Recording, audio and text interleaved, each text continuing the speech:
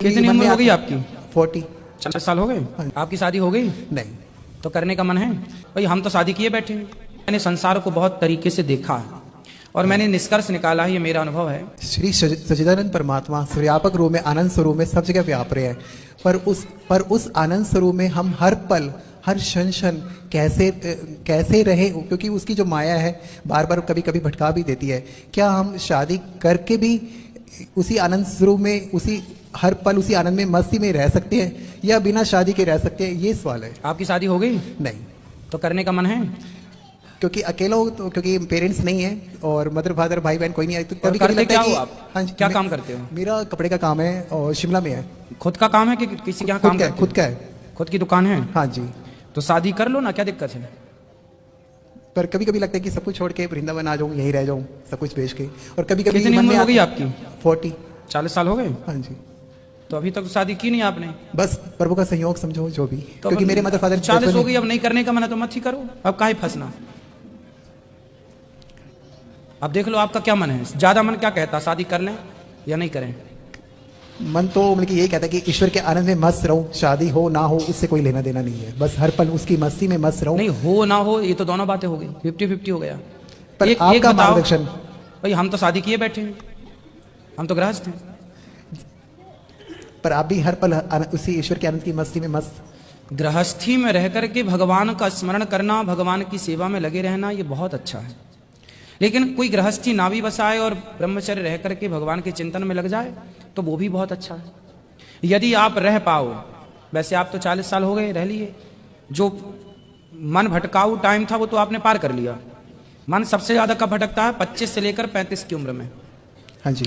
20 से लेकर 30, ये मान लो आप 20 वर्ष की आयु से लेकर 30 वर्ष की आयु तक मन ज्यादा चंचल होता है। यदि इस 10 वर्षों में 5 और मान लो 35 वर्ष तक, इन 35 वर्षों में यदि कोई अपने आप को काबू में कर लिया तो फिर आगे ठीक है, पहले भी ठीक है। 12 साल के लड़के या लड़की को कोई दिक्कत नहीं होती किसी प्रकार की, 15-18 साल तक भी ठीक है, कोई दिक्कत। 20 के बाद सब स्टार्टिंग होती है।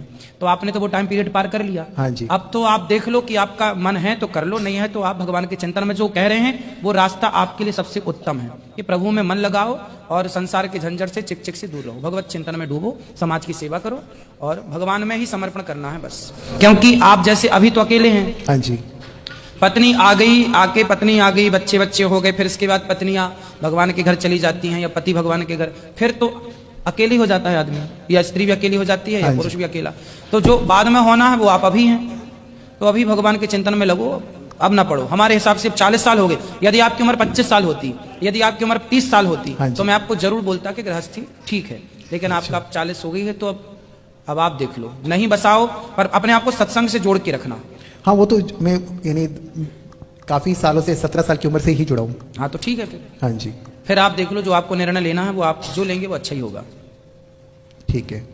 पर यही था कि क्योंकि मन में बार बार था कि शादी करके भी ईश्वर के आनंद में मस्ती में रहा जा सकता है या बिना शादी में ही हाँ, बिना शादी के और अच्छा है। बिना शादी के और अच्छा रह सकते हैं। और शादी के बाद थोड़ा सा, इस उम्र में शादी नहीं, 40 साल कोई शादी की उम्र, 40 साल में तो फिर आदमी निकलने का सोचने लग जाता है।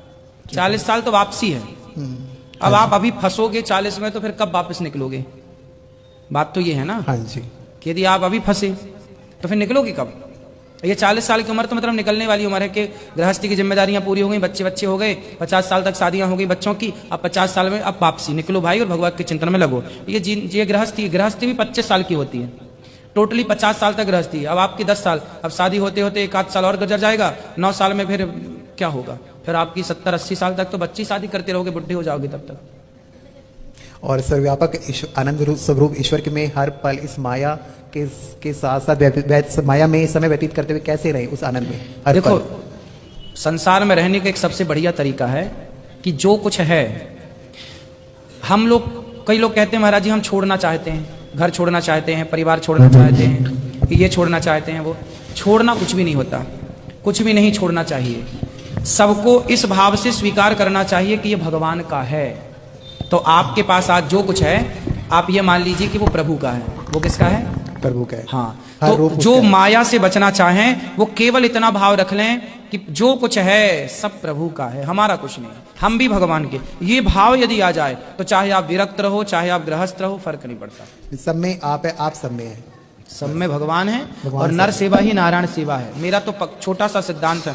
मैं बहुत छोटी बुद्धि का व्यक्ति हूँ और बहुत ज्यादा झंझटों में नहीं पड़ता। मैंने संसार को बहुत तरीके से देखा है और मैंने निष्कर्ष निकाला है, ये मेरा अनुभव है कि नर में नारायण का दर्शन करो, सबकी सेवा करो और सबकी सेवा करते हो ये भाव रखो कि हमसे ईश्वर ये कार्य करा रहे हैं। बस हाँ जी, हम ईश्वर के नौकर हैं, हाँ जी। हम ईश्वर के कार्यकर्ता हैं।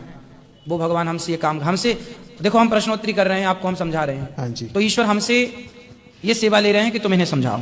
हाँ जी, आप लोग प्रश्न लेकर आते हैं तो आपकी जिज्ञासा को शांत करने वाला भी तो कोई होना चाहिए। हाँ जी प्रभु। तो वो जिज्ञासा को शांत करने के लिए ईश्वर ने हमें यहाँ बिठा रखा कि तुम करो इनकी तो ये काम हमारा नहीं है, ये काम तो भगवान का है। हम तो भगवान की आज्ञा का पालन कर रहे हैं।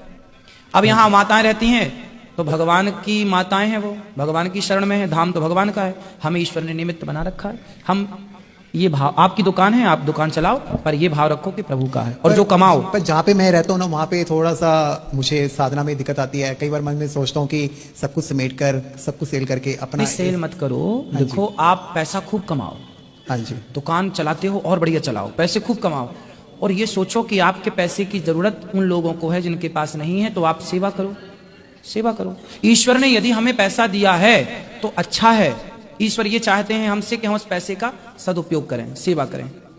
पर कभी कभी मैंने आता है कि मैं सब कुछ छोड़ के ना, मतलब कि कुछ वो साल छोड़ना। कुछ साल ना, मतलब कि ईश्वर के आनंद में पूर्ण रूप से मस्ती में एकदम। ठीक है, आपका ये मानना भी अच्छा है, तो आप ऐसा भी कर सकते हैं, समेट भी सकते हैं। देखो एक होता है सेवा। हाँ जी। अब जैसे ये दास अनिरुद्ध हैं, हम क्या करते हैं कि हम पैसे कमाते हैं और पैसे कमा के क्या करते हैं, हाँ जी, सेवा करते हैं जो बनता है। अब देखो गौरी गोपाल आश्रम में सुबह से शाम तक रसोई चलती है। हाँ जी प्रभु। आप में से कोई भी आता है, कभी भी खाता है, दिन में 1 बार खाओ या 4 बार खाओ, आपको कोई रोकने वाला नहीं है। ये सारी सेवाएं, लगभग हजारों लोग रोज प्रसाद पाते हैं यहाँ गौरी गोपाल भगवान की रसोई में। हाँ जी। तो ये कैसे होता है? ये हमें ईश्वर ने थोड़ी सी योग्यता दी है। यदि उस योग्यता से हम पैसे कमा करके और समाज की ये सेवा करें तो बताओ हमारा पैसा कमाना सही है या गलत है? पैसा कम सही है, पर आपका इतनी पावन धरती पर, पावन धरा पर आप ये सब सेवा कर रहे हैं, इसकी महिमा, इस धरा की महिमा कुछ और है। हाँ। पर उस धरा पे, जिस धरा पे हम रहते हैं, तो वहाँ पे तो कुछ है। हाँ, तो फिर आप ऐसा करो कि आप यहाँ ले आओ सब सेटअप। यदि आप में योग्यता है तो यहाँ रह के भी कमा सकते हैं, कमा के यहाँ सेवा करें। बस प्रभु आपका आशीर्वाद है, अगर यही बस, और कृष्ण जी का, प्रभु जी का, साक्षात भगवान का चलो आशीर्वाद। भगवान आपको सुखी रखें, जो आप चाहते हैं वो पूरा हो। धन्यवाद प्रभु। हरि ओम। खुश रहिए।